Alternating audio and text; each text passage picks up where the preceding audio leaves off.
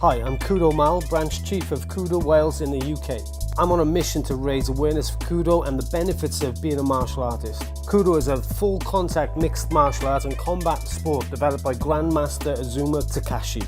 In my opinion, KUDO is the perfect way for martial arts to pressure test the efficiency and their technique as well as their fighting ability, as it's the closest thing you're going to get to a real fight. Today on Fighting Talk we have Carl Fisher, a lifelong martial artist with 30 years experience. Carl holds black belts in Brazilian Jiu-Jitsu, applied Jiu-Jitsu and Karate.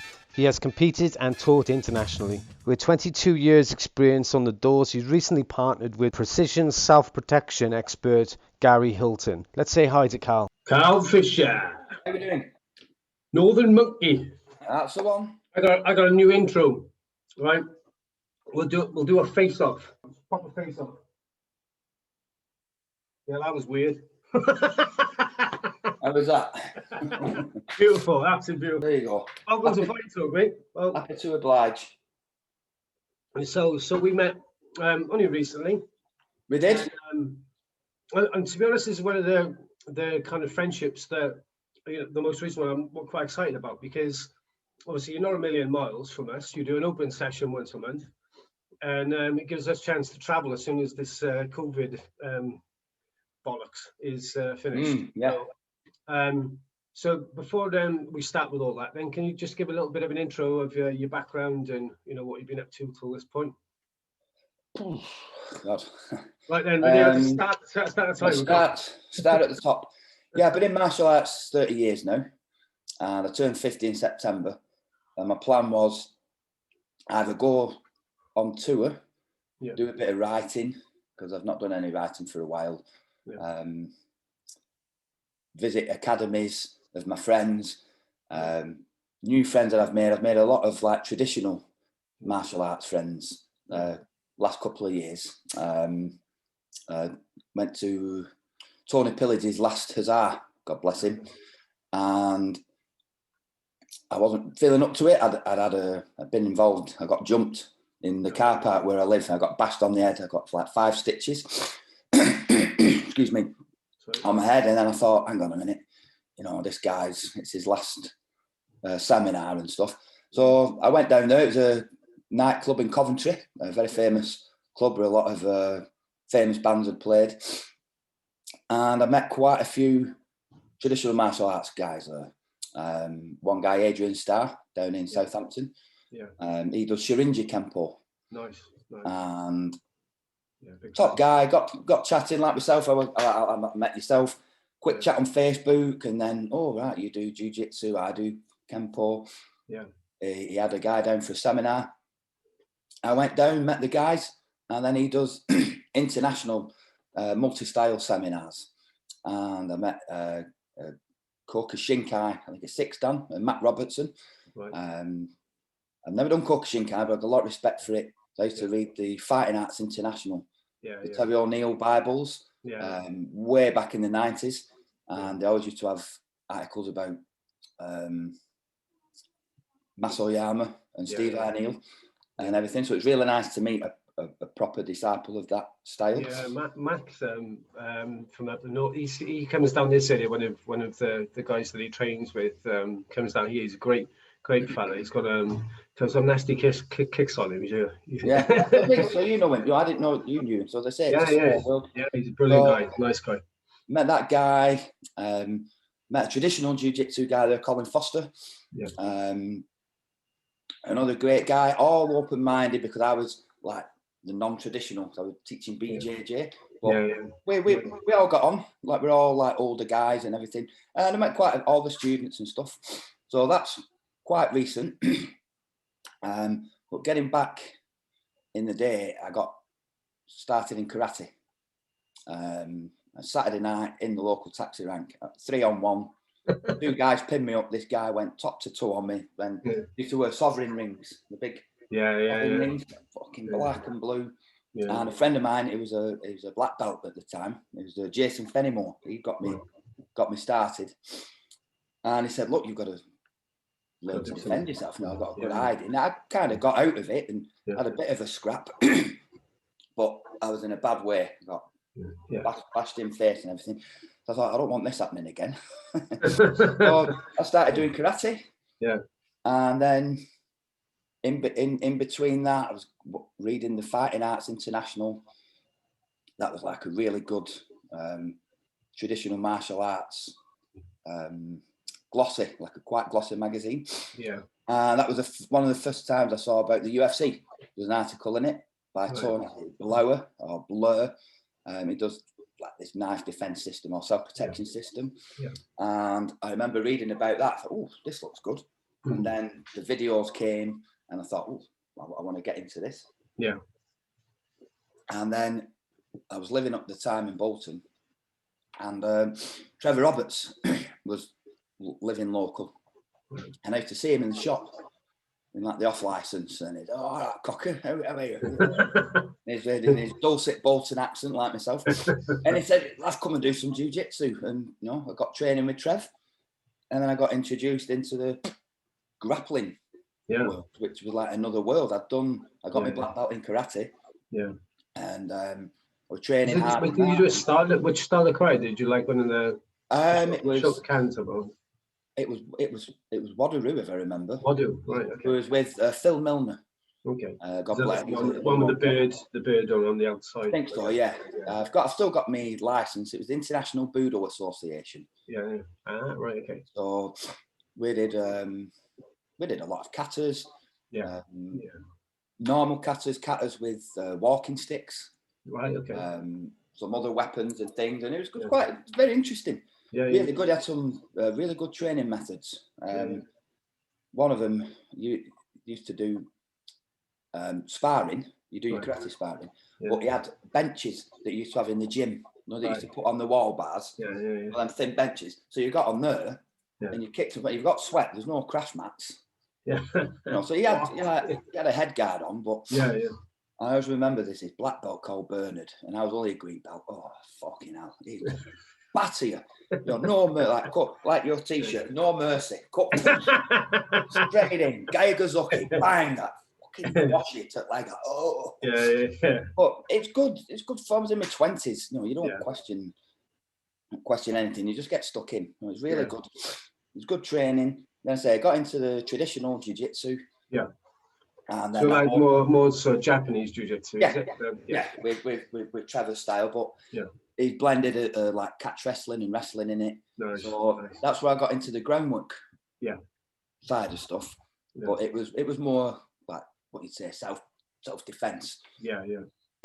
So I got my black belt, got up to second down with Trev. Nice. And then I started working the doors. Right. Around that time, I think I got my black belt. I was doing some teaching for Trevor, so I wanted to see what worked. Yeah. You know, and what didn't. Yeah. You know? So I thought I might as well get paid for seeing what worked instead of getting pissed at the weekend and fighting with the doorman. You know, on the other side. Yeah. You know, and you got paid for it, so I thought, well, it's all right. Yeah. So I've been doing that for 20 odd years. Okay. And worked all over the world, worked all over the UK teaching. Yeah. Can I just ask you one other question? Because one of the things that I made a comment on one of your posts. We'll talk about that in a minute, right? What the topic was, but one of the things that was a bit of a bugbear. It was always that kind of I'm a doorman, and it almost like legitimizes, right? And I know some fantastic doormen that are tough guys, right?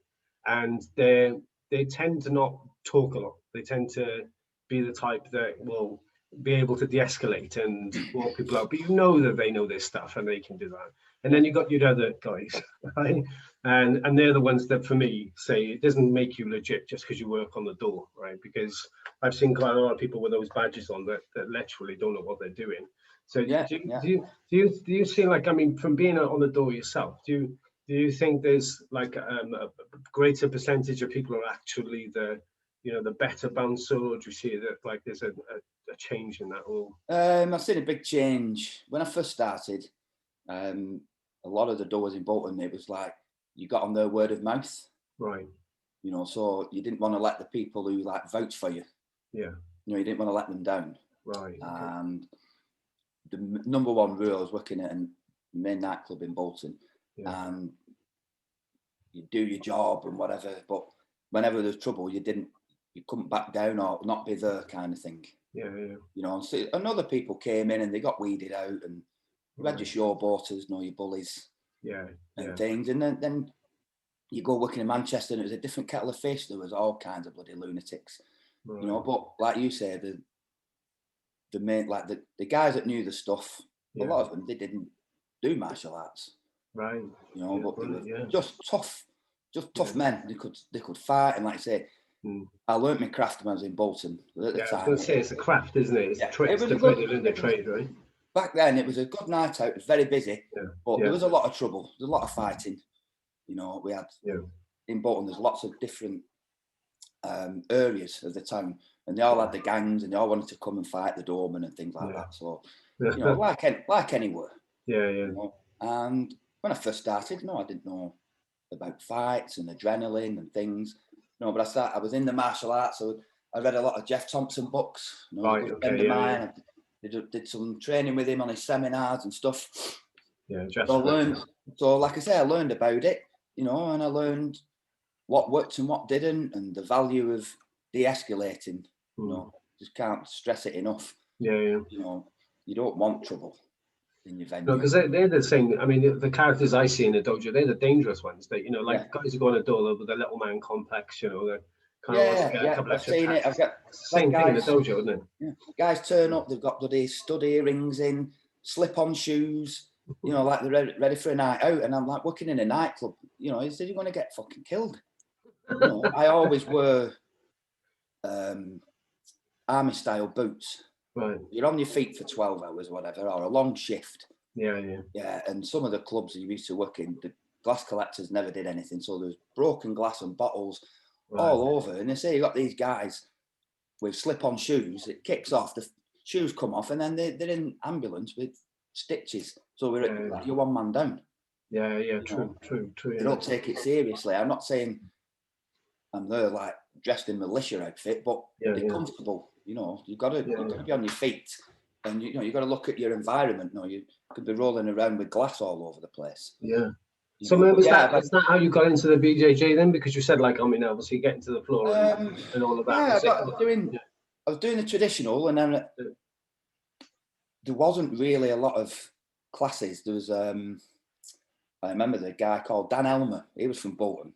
I think he lives in America. He was I think he was a purple belt. Right. Way back 2000, it was like unbelievable.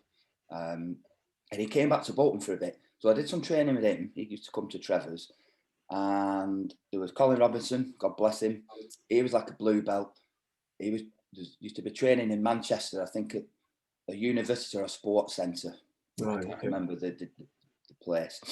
And you just get a lot of people that drift in. So it wasn't really a proper set up like you have now. All the GB schools and all the martial arts, all the BJJ clubs are all established now. But when it first started, it was just a handful of people.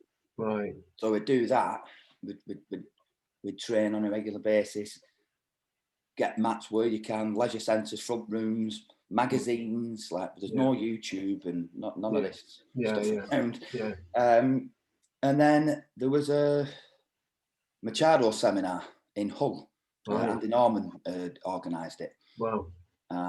John Machado came over with one of his purples, I think, called Ryan. When was that then? That was like the 90s? 1999. Yeah, I was going to say it would have been close to, like, you know, when Millennium was that big time, wasn't it? Yeah, it was April 99. And John said, "Oh, come over to LA." And I thought, So I was working the doors at the time. Did 4 or 5 nights on the doors, was working a day job, sold everything, sold my car and all the usual bits, sold out, and went over there for the summer. You know, got into the Brazilian Jiu-Jitsu, met Danny Nesanto, he was training there every day. Yeah. I had to pinch myself because it's like, no, damn.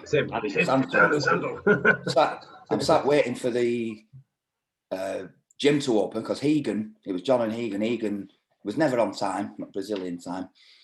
So I'm sat on the pavement with my rucksack, and Dan had turned up and he found out your name and, "Hey, Carl." And he'd sit down next to you and here's a bottle of Gatorade. I'm like, fucking hell. You know, like a living legend. And he's just chatting You're asking him questions about his training and everything. Just he was a brown belt at the time, just a regular guy. Yeah. You know, really humble guy. Then just done the ADCC. So John Jack was the Rico Rodriguez, John Will, I remember. Right. Cindy Amatsu was training. I think she was the first female American to get a black belt. She was a purple belt at the time, and she fucking battered me. A tiny, slim Asian girl, but tough. And just loads of different characters, loads of black belts who I can't remember. But the best story I can say from that is, for me, I had no fucking idea about a blue belt and the different ranks and stuff. Because we did it in England, but the week before I did my second dan in traditional with my brother. So we passed that. I didn't own a BJJ gi because you couldn't really get them in England. No. I was training Sambo as well at the time with Trevor and Matt Klempner. I remember that time. The BJJ gis were seen a bit flashy, weren't they? You didn't like all the writing and the sponsors. Get them from Brazil, but it was they were very hard to get hold of. And especially that time. And I did my grading, doing Sambo. So I went to LA, walked on the mat for the first time. I had my blue Sambo jacket on, shorts, boots, and my fucking black belt. My black belt with two stripes. And I'm walking on, hey, I'm from England, I'm Carl, nice to meet you. And there's all these Brazilians, like purple belts, browns, black belts. I'm oblivious, I'm talking. And they're drawing a target on your back. The following day or the day after, I found out from John and Egan, because he brought me out into the class. He said, the Brazilians were like, we're going to kill this guy. They thought I'd gone out for a challenge. I've got wrestling boots on and stuff. You know what I mean? They're headhunting them, aren't they?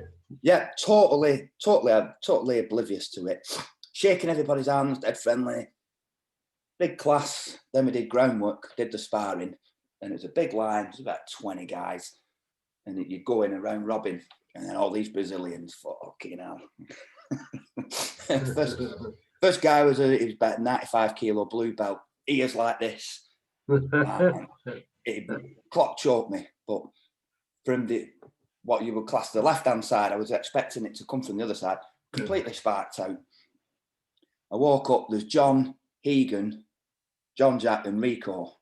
I think it was Egan who goes, welcome to LA, man. Like that. I came out and I got absolutely trashed. Smashed up and down. And went into the academy the next day, bought a bad boy gi, put the white belt on. And that was it. My Sambo jacket stayed in the suitcase. But then Egan and John brought me out into the front and said, this is a crazy Englishman.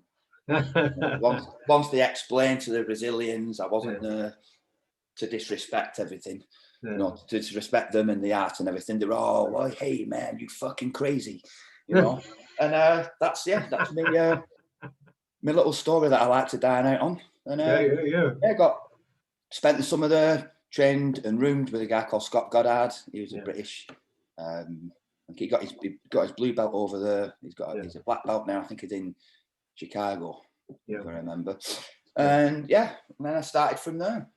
And so you graded for your BJJ grade, but you got that? I got that in Jersey off Jersey Gomez. It was about 2003. Right. Okay. Then I got my purple belt off Legato in 2007. Yeah. Brown belt off Alan Curry and Darren Alan Curry. Yeah. Oh God. That was 2011, something like that. Right. Okay. And then I got my black belt. I moved down to London. Yeah. My black belt from Louis Ribeiro. Right. Okay. Leo Vieira was there. There's a seminar and everything. So that was a cool place to get it. And he was one of my heroes. Yeah. When I was a blue belt. Yeah. And then I got my first stripe 2 years ago.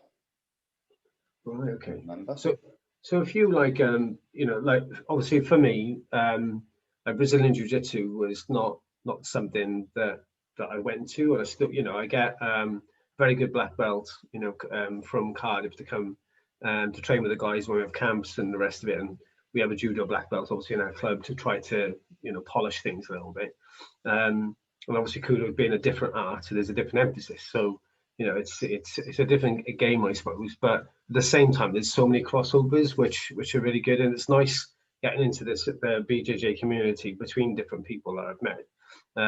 But when I was talking to you, and obviously you said the words like traditional quite a lot, about traditional jiu-jitsu and things like that. And like obviously everybody's getting into BJJ because it's told, that if you're going to be an MMA fighter, you need Muay Thai and you need BJJ, and that's pretty much going to be your basis. And people coming into BJJ now, would they say that, like, if they met you, would they class you as kind of old school BJJ, or they would, because it seems to be changing sport wise, isn't it? I'd class myself. I'm 50 now. Yeah. The jiu-jitsu he was taught was totally different to a lot of the. So the basics are the basics. So I like the basics. That's like pretty much old school. Yeah. When I was a purple belt, I was doing Della Riva, reverse Della Riva, inverting guard, all that stuff. And I try to do that now. I'm not as flexible as I used to be. Too many injuries. But it evolves like everything. Yeah. Yeah, sure. So when I teach my gym, it's old school, and I say if you want the fancy Della Riva worm guard, all that type of stuff, I said go down to Fight Factory. All the young competitors that are doing all that stuff. Yeah. Go down there, that's fine. Yeah. But I'll never have 2 classes a week, and then I do a monthly class where I'm at now in Wimbledon. Yeah. So I've only got a limited amount of time. Okay. So I'm going to get them the solid basics, the fundamentals. Right. And then they can go off and explore, and we do have open mats, and bring other people down, other higher grades from Fight Factory, or my friends from wherever around the country, and stuff, and bring guys down. And when we have visitors from Cyborg's gym, they come over and teach and everything. So I try and give them as much as I can in the limited time that I've got. Yeah, because I suppose I was talking to Spencer about like when he went into BJJ, and he was saying that people going into BJJ then were doing it because they were doing it for the cage, and they weren't doing it just for the individual arms, and obviously being still working the doors and things. Where's your passion lie now within the art? Is it for that kind of getting everybody together, keeping the world kind of? Because for me, travel's really important. I think my emphasis. I like helping. I like teaching people. Yeah. Help people learn to defend themselves. Yeah. Because I come from the traditional side, so I still do a lot of self-protection classes. I was going to launch a self-protection class before COVID hit. I met a guy called Gary Hilton, and we teamed up together. He runs Precision Self-Protection, and he put me down as the grappling instructor. Okay. He has a striking background, so we kind of mixed the two. Yeah. We did a seminar last year. We did 2 in February, and then COVID hit, so we're a bit scuppered at the moment. Yeah. Once that gets going, we'll be back doing that. But I just like teaching. My students do a lot of competitions. We've not had any MMA competitions just yet. Right. But we do gi and no gi. We've competed a lot around the area. We've done the Brighton Open, like Southend Open. London competitions, LFF, interclubs. Yeah. The last one we did was Nova Grappling. One of the Fight Sports London guys. They had a competition, I think, the week before lockdown. So that was a good one. That was I think it was at Croydon Judo Club. It was a very good competition. Okay. They're all good, all a good standard. But I just like to teach people, give them the tools, soft and hard skills needed. Especially with self-protection. A lot of classes, you just say, right, well, you do this and you do that, and this is what happens. They don't talk about what happens before you find yourself in a bad position, and that's yeah, exactly, yeah. not being aware of your surroundings, being pissed, looking in your phone, all that type of stuff. So we place a large emphasis on that. If you can avoid not being in that spot, will be it. But like I say, I told you earlier on, I got jumped a couple of years ago. Ironically, I'd done a self-protection class at the gym. So I was talking about be aware of your surroundings, blah, blah, blah. Now, where I park, we've got bin sheds. And they've got lighting now, but they didn't when I got attacked. I made a big stink about it. They put security lighting around. And there's bin sheds and bike sheds, and they get broken into a lot. There's no lights. Yeah, live in London. You know, it's crime. It's everywhere. So you park the car up, and you've got to kind of run a gauntlet past the bins. Then there's a big car park space. Now people could be hiding in between the cars. So I'm always switched on. I'm alert. So I did the class. I had a big bag of boxing gloves, parked up, got the boxing gloves in a big bag, put them on, put my rucksack on, and I'd got some cans from the shop, some beer.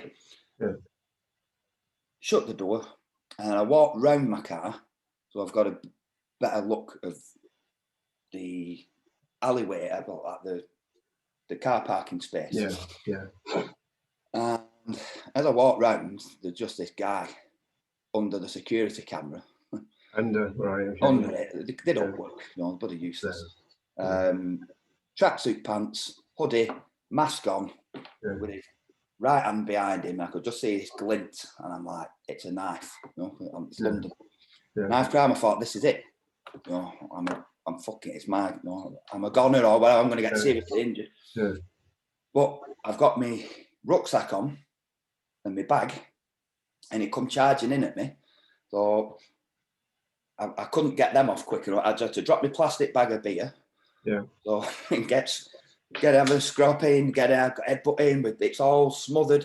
I couldn't get my fucking bag off. No, I was hampered with that. So I had a bit of a scuffle. I dropped into the ground. So I thought I'll run, give myself some distance, get between some parked cars, get this fucking bag of gloves off. And then at least I can get thingy. But it's a young kid. He got up as I'm running. I just felt that on top of my head. Idea. So luckily it wasn't a knife. So it was most likely what they do. They have these big locks on the shed, and they have crowbars. Crowbar the thing. I mean, they nick the bikes. They're expensive. The single geared bikes, like they're over £1,000 down here. So they're always getting broken into.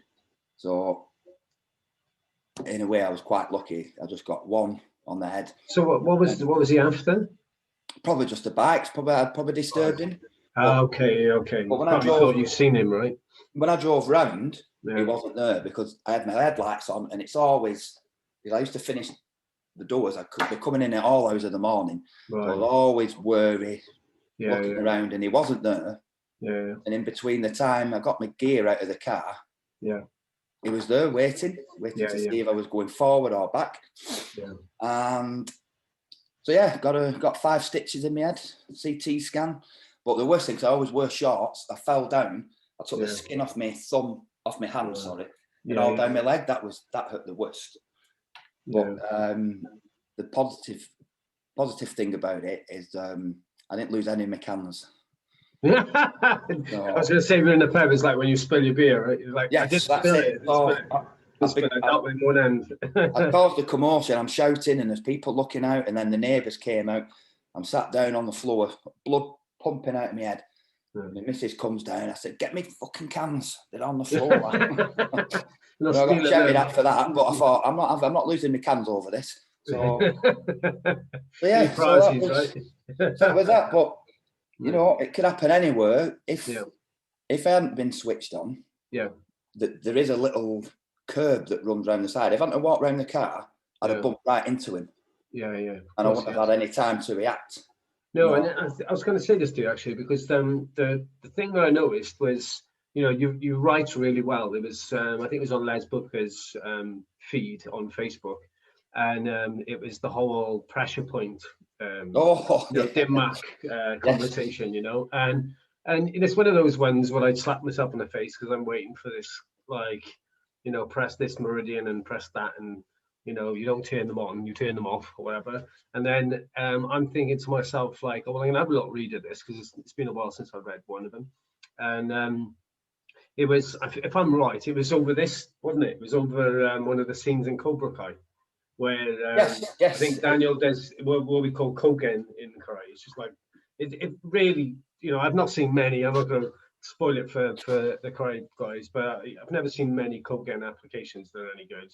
Yeah. But it hit, and then his arm was a bit like It's paralyzed. That was it. Yes. Yeah, It yeah. was, And I was thinking, like, here we go, because I was waiting for someone to try and justify it, you know. Yes. But what do you think of Cobra Kai first? Is Cobra Kai good? Oh, I love it. Love it. I've seen all. I'm not gonna spoil it. I've Cheese, seen isn't it? all the Proper three. cheese. I was a teenager when it came out, so it's a Yeah, bit yeah. of nostalgia. Yeah, It's a yeah. bit cheesy, but Yeah. no, Oh, I they love make it. fun of Proper themselves. cheesy. But Think the cheese is possible. yeah, it's just fun. It's good fun. But the article came about. I was doing a question and answer session in the lockdown last time. Yeah. And one of my students, Ron, Big Ron, he'd been watching it, and he mentioned that fight scene, and he just said, "Do pressure points work?" And I thought, oh God. Yeah, here we go. Here we go. I'm going to burn in hell for this. Yeah. But I put the article online. I put it in the martial art groups, with all the geeks, shall we say, that I thought would have torn it to shreds, and nobody reacted to it. No. In that way, you read it, Les. I got a lot of good things out of it, but I wasn't critical of anyone's style. I was just critical of the fact that you can like tap somebody like here or on a intestine 1 channel. It's going to knock. There are pressure points, of course. Yeah. Like, I mean, for healing, this forearm, massage, this forearm coming in like that with a lot of force to the side of the neck. Yeah, that pressure point, that old jawline. Right, but this, where it's the pinpoint accuracy. No, I used to work in Bolton, up north, Manchester. It was cold and horrible in winter. Yeah. And you've got some big guy or whatever, and it's winter time. They've got maybe a t-shirt, a shirt, a jumper, a leather jacket, or a like a big thick coat. You're not gonna get somebody with one knuckle like that. No. Here in the chest. You're not gonna knock them out. It's that type of thing. That, we want to believe it. I think that's the thing, because I remember sitting with my old man and watching like really bad old kung fu films. I love,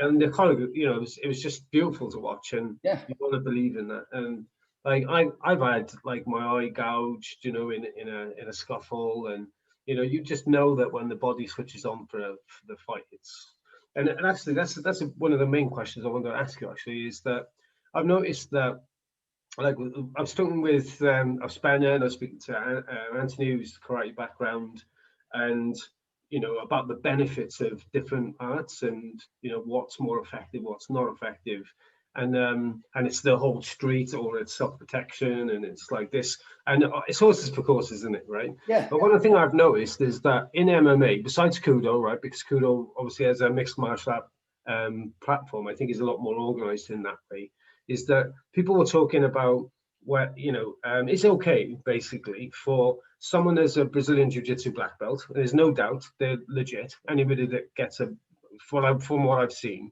that's got a Brazilian Jiu-Jitsu black belt has got a very good chance of winning it in any sort of combat, situation.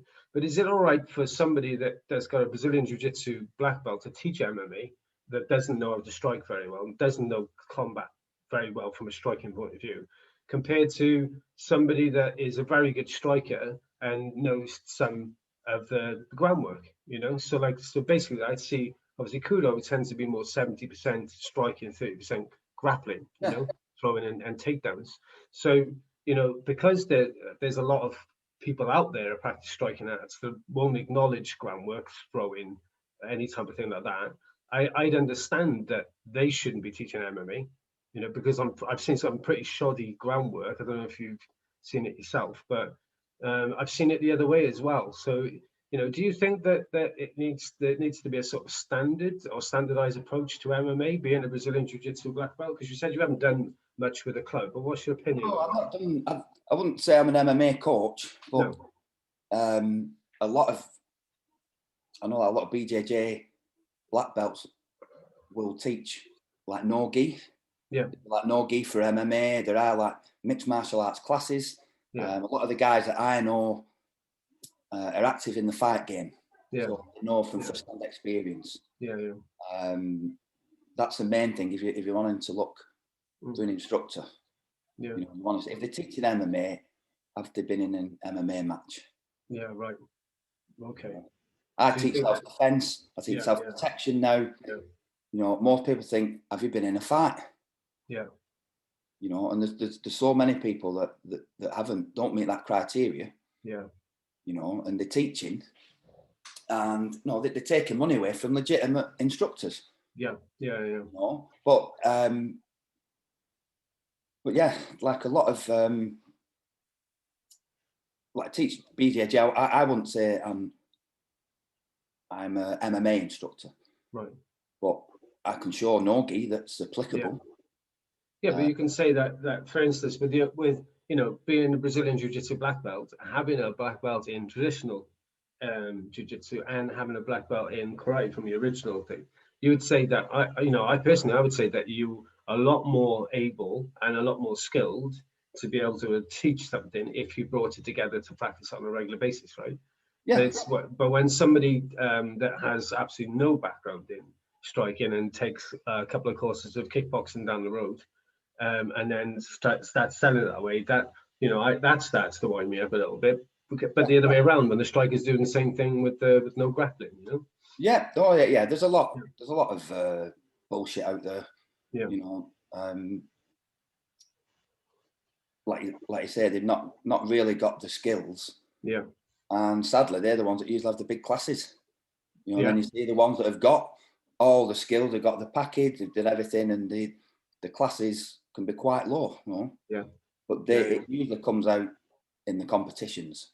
Right. Okay. You know, the level of quality Yeah. from the fakers against the guys that are like the real deal. They've trained in different arts. You know, I didn't set out to be like a mixed martial art guy. I wanted to learn to defend myself because I got beat up.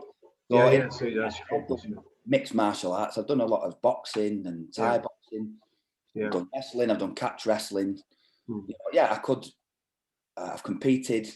I've done amateur MMA. It was a knockdown sport budo back in '97. Yeah. So everything was allowed except headshots. Yeah. Standing Okay. on the ground. Like an tension. Yeah. It was tough. It was hard. You know, I had 4 fights in one afternoon. Yeah. You know, but good fun. You know, so I've been there. I've competed in BJJ at every belt. I know what it's like building up to a competition when you're lying in bed worried and, you know, all that type of stuff, dealing with the nerves and everything. So I've been there. Yeah. So my students know that I've been there, so I know what they're thinking, feeling, you know, and you can try and help them overcome the fear of the competition. Once you get out there, it's the building up and the waiting, isn't it? Yeah. Same as any combat. I'll be waiting around, and once you're on the mat, boom, you're off. You know, you're in it, and then, you know, then you've had that process of learning how to deal with it. So when you have the next competition, you can think, oh well, it's not as bad as I thought it was. I always found that, like, the bit that being humbled, and this is the bit that I like to watch stuff where people talking about Brazilian Jiu-Jitsu, is that, like, your story where you just got absolutely battered by the room and then come back with your white belt and then you're the crazy Englishman, you know. I think, like, you need to have that reality check, don't you? Reasonably, because otherwise you just that your mind starts and believing you're better than you are, and that's dangerous, isn't it? That's dangerous. Of course. That's the big thing with these martial arts clubs that teach garbage techniques. Yeah. No, they're not pressure tested. They don't work. They're not realistic. Yeah. And there's people walking around with blue belt, never mind black belt. They think, oh yeah, I can defend myself, and then when it happens, you know, they're not ready for it. They're not ready for that adrenaline dump. No, when I got jumped, I've whipped the doors and everything. Yeah. And I've been in some scary shit, but that, you know, it was frightening. Yeah. I was on my own. It was about 11 o'clock. He didn't speak. Yeah. No. Just saw his eyes and he's glitting. He didn't speak that, and he's just stood there. And I'm thinking, oh, fucking hell. Yeah.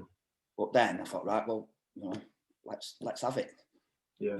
I got my gloves. I gave me boxing gloves away because I went in on I went teaching Wednesday. I got stitched up on the Monday. I was back in class Wednesday. I said, here, whoever wants the gloves, have them. I said, this bag nearly fucking killed me.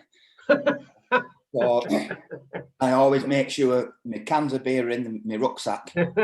Should have hit him with a beer, but that's why you went wrong. No, not the beer.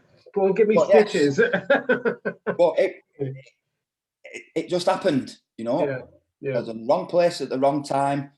Where I live,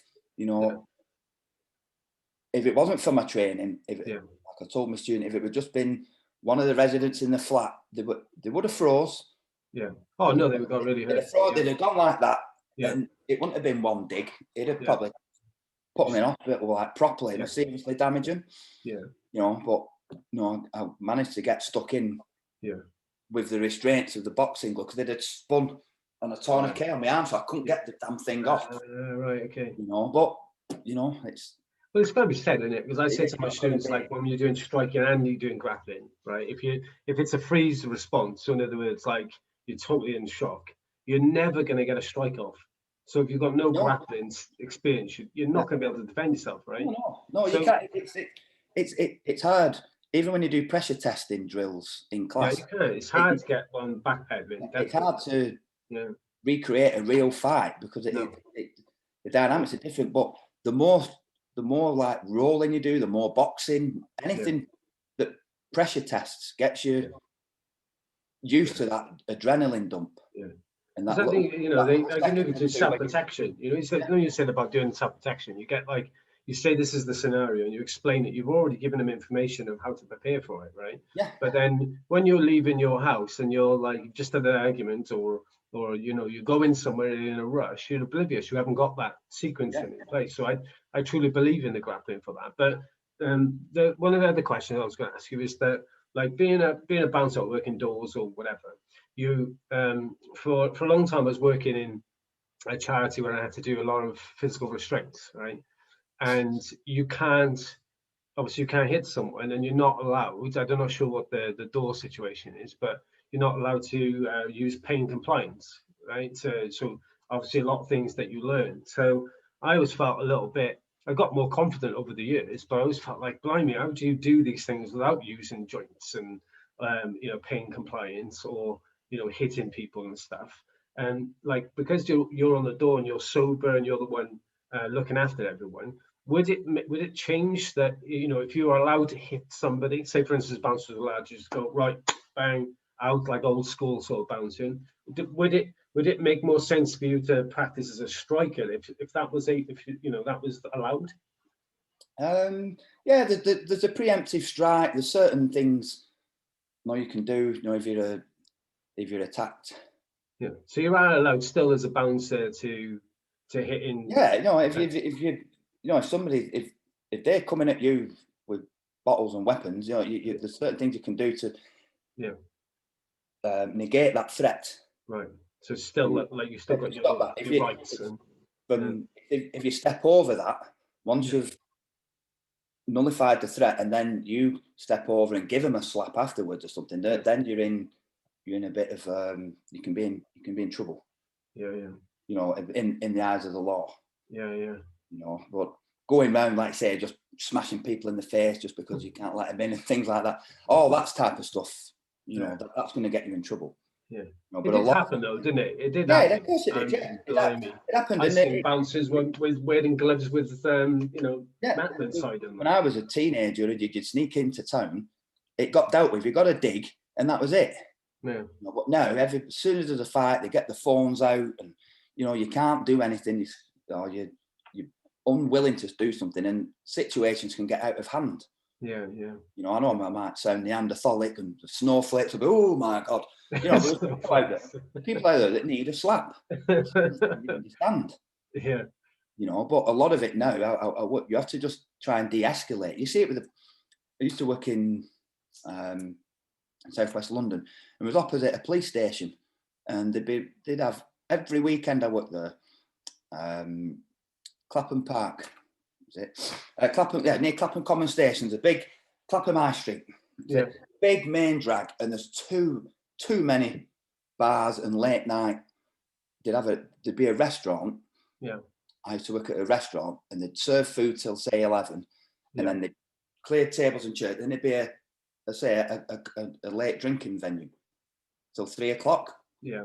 And then they'd all spill out into the street, and a fight would start 5 pubs away, and then it'd come down, and then they're in the street, and we're in the street, and everybody's on the pavements with their phones like that. Yeah, the police come out, and they're like, oh, hesitant because the cameras are there. Yeah. No, so what do you do? It's civil unrest, civil disorder. The guys are getting kicked in. Yeah. No, you've got to come in sometimes with force. Yeah. I know it probably people will disagree, but the stuff I've seen, that's the only way it can dealt with. No, if I've worked in basement clubs, and you've got to get somebody out up 20 stairs, you show me how to get somebody up there without having to get some kind of pain compliance. Yeah, they'll come quietly, and then fine. I'll change my opinion. So we're gonna come down to see you anyway. Well, we'll talk to the guys, and we're looking forward to it. And I think I want to try to use these to encourage other people to get in contact with you as well. So you're trying to raise your channel, which is Wimbledon BJJ. It is, yeah. I've got the Wimbledon BJJ YouTube channel, like 73. I know it's not millions, but it's improving. It's getting more videos. Yeah. Obviously, not been able to film now. We're in lockdown, but I've got a few more some old slow motion videos. So, if you're watching this, like and subscribe. I do a monthly Saturday class. Whoever's watching this, you're all welcome. Drop me a line. Yeah. We got there at Wimbledon. I can name drop. We've got Gorgeous George. He's the guy with the music, right? We've got the undefeated. He's undefeated on the streets, on the mats, and in the courts. So we've got him. We've got the Jiu-Jitsu outlaw. We've got the Doc. We've got the Musinator. We've got the Jasminator. What? The Musinator? The Musinator. Yeah, Faraz is called. Faraz Musa. Who else have we got? The Jasminator, that said. Lots of other, all good guys and girls. Yeah. Try and give everybody a nickname. We have the crack.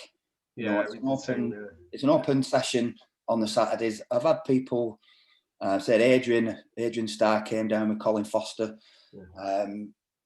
They're fifth and sixth dan, I think, and they came down and put on the white belt. They did some BJJ. Okay. So I like people like that. I went down there. I learnt some Shirinji. I went back over some traditional with Colin. Yeah. And that's what we just welcome people. We have a good crack, and there's a Weatherspoons 5-minute walk. So let's go. That's usually the deal. Can't go in there though. So you have to get a designated driver, and designated drivers, take it in turns. There's plenty. You can park up at the weekend, like I said, and we'll do it.